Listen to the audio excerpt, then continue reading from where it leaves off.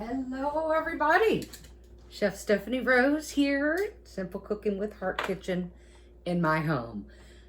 This is a delicious recipe, something I have wanted to have for so long, and it's just not heart healthy. So when I saw Coquilles Jacques in one of our cookbooks, I went, woohoo! And I made it.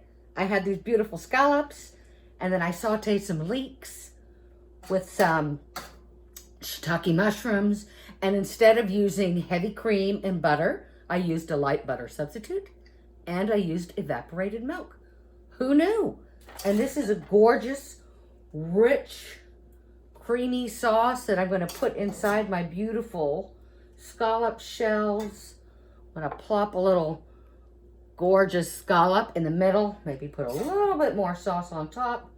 Sprinkle it with some panko breadcrumbs. I didn't have any breadcrumbs, so I thought I'd use these.